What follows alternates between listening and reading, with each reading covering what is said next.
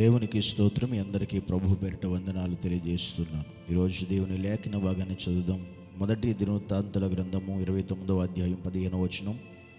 మా పితరులందరి వలనే మేము నీ సన్నిధిని అతిథులమును పరదేశులమునై ఉన్నాము. మా భూ నివాస కాలము నీడ అంత అస్థిరము, స్థిరముగా ఉన్నవాడొకడును లేడు. ఈరోజు దేవుని వాక్యం చెప్తున్న మాట ఏంటి అంటే అస్థిరం. మనము ఎలాంటి వారం అంటే ఈ భూమి మీద అస్థిరులం, అంటే స్థిరమైనటువంటి వారము కాదు. మానవుడి జీవితం ఈ భూమి మీద స్థిరము కాదు అనే విషయాన్ని మనం గమనించాలి.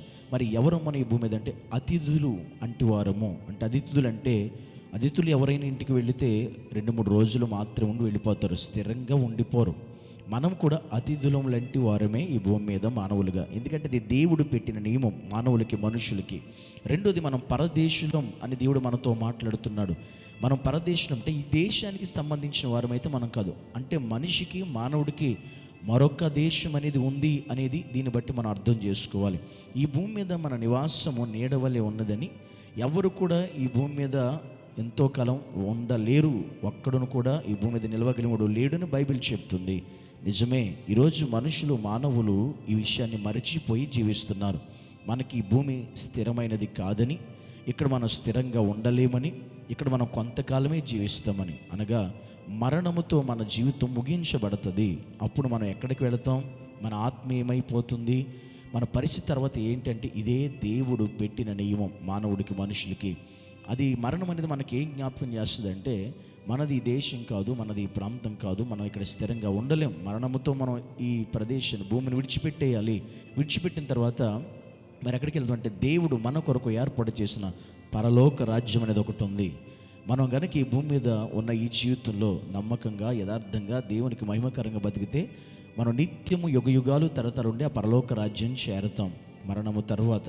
కానీ నువ్వు మరణించక మునుపే నువ్వు గనక రక్షణ లేకపోతే, మారు మనసు లేకపోతే, మరొక ప్రదేశం ఉంది నిత్యము నరకాగ్ని గుండమని, అందులోకి మనం వెళ్ళిపోతాం. కానీ దేవుని నమ్మి మనం జీవిస్తే మాత్రం పరలోక రాజ్యంలో మనం నిత్యము జీవించగలుగుతాం. ఈ అస్థిరమైన ఈ భూమి మనకు స్థిరమైనది కాదని ఎరిగి, ఈ భూమి మీద ఉన్నందుకు దేవుని పట్ల భయము, భక్తి కలిగి యథార్థంగా, నమ్మకంగా జీవిస్తే మనము అసలైన రాజ్యంలోకి, అసలైన మన సొంత దేశంలోనికి మనం అడుగు పెడతాం. కనుక ఇక్కడ ఉన్న మనందరం అది మనసులో పెట్టుకుని, నేను ఎంతో కాలం ఈ భూమి మీద ఉండను, నేను పరదేశిని అని గ్రహించి, నేను అతిథి వంటి వాడిని గ్రహించి, ఇక్కడ ఈ భూమి మీద ఎవడు ఎంతో కాలం ఉండలేడు అని తెలుసుకుని, మనం ఖచ్చితంగా మన జీవితం ముగించబడక మునిపే యేసయ్యను సొంత రక్షకుడు అంగీకరించి ఆయనలో మన జీవితాన్ని పదిలపరుచుకుని బ్రతికే వారమై ఉండాలి.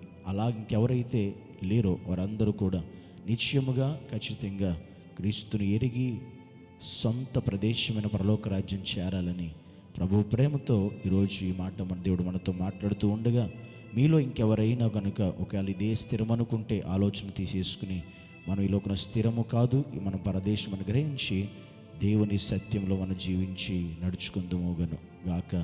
ఆమేన్. పరిశుద్ధుడా, నీకు వందనాలు యేసయ్య. ఈ లోకంలో ఏ మనిషి, ఏ మానవుడు, గొప్పవాళ్ళైనా, ఉన్నతమైన వాళ్ళైనా, రాజులైన, అధికారులైనా ఎవ్వరూ స్థిరము కాదు.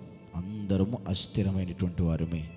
ఏదో ఒక దినాన నీ సన్నిధికి మేము చేరాలి, నీ రాజ్యం మేము రావాలి. నీ రాజ్యం చేరుకోవాలంటే నిన్ను నమ్మాలి, రక్షించబడాలి, మారు మనసు పొందాలి. అలా జరగకపోతే ఈ జీవితంలో నిత్య నరకాగ్నికి వెళ్ళిపోతాం. అలా ఎవ్వరూ కాకుండానైనా ప్రతి ఒక్కరిని రాజ్యాన్ని చేరే భాగ్యం దయచేయమని యేసు నామములో ప్రార్థిస్తున్నాము తండ్రి. ఆమేన్.